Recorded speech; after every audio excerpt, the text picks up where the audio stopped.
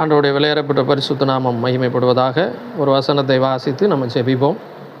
நியாயாதிபதிகளின் புஸ்தகம் 13வது அதிகாரம் 24வது வசனத்தை நான் வாசிக்கிறேன். பின்பு அந்த ஸ்திரீ ஒரு குமாரனை பெற்று அவனுக்கு சிம்சோன் என்று பெயரிட்டால் அந்த பிள்ளை வளர்ந்தது, கர்த்தர் அவனை ஆசீர்வதித்தார்.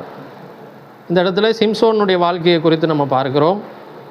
அவன் வளர்ந்தபோது கர்த்தர் அவனை ஆசீர்வதித்தார் அப்படின்னு சொல்லி நம்ம படிக்கிறோம்.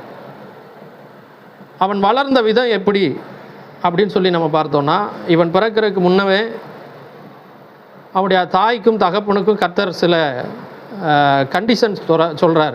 இந்த கண்டிஷன் படி தான் இந்த குழந்தையை வளர்க்கணும்னு சொல்கிறார்.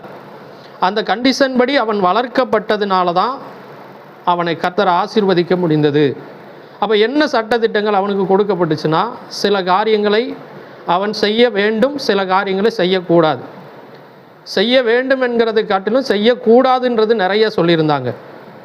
அவன் முடி வெட்டக்கூடாது, திராட்சை பழங்களில் உள்ள காரியங்களை அவன் சாப்பிடக்கூடாது.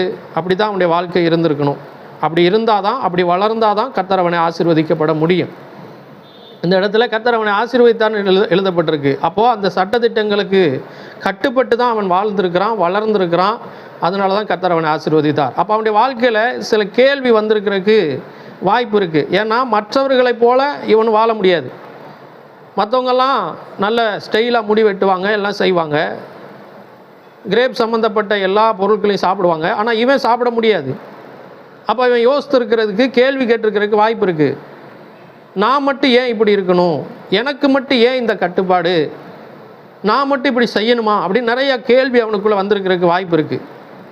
ஆனால் நன்றாய் புரிந்து கொள்ளணும், அவன் மேலே கர்த்தர் பெரிய திட்டங்களை வைத்திருந்ததுனால, அவன் சட்டத்திட்டங்களுக்கு உட்பட்டு வளர்ந்ததுனால கர்த்தர் அவனை மிகப்பெரிய அளவில் பயன்படுத்தினார், ஆசீர்வதித்தார். இன்றைக்கி நம்ம கூட இந்த கேள்வியோடு தான் இருக்கிறோம். நான் மட்டும் ஏன் இத்தனை கட்டுப்பாட்டுக்குள்ளே வாழணும், இது ஏன் செய்யக்கூடாது, அது ஏன் செய்யக்கூடாது, ஏன் வாழ்க்கையில் மட்டும் ஏன் இப்படி இத்தனை கண்ட்ரோல், இத்தனை கட்டுப்பாடுன்னு சொல்லி நம்ம கேள்வி கேட்கலாம். இந்த சம்பவத்தை வைத்து நம்ம புரிந்து கொள்ள வேண்டும், கர்த்தர் நம்ம மேலே வச்சிருக்கிற திட்டம் பெரியது. நம்மை கொண்டு பெரிய காரியங்களை செய்ய கர்த்தர் ஒரு பெரிய திட்டத்தை வச்சிருக்கிறார். அதனால் இந்த கண்ட்ரோலை, கட்டுப்பாடை பார்த்து நம்ம கொஞ்சமும் சோர்ந்து போக வேண்டாம்.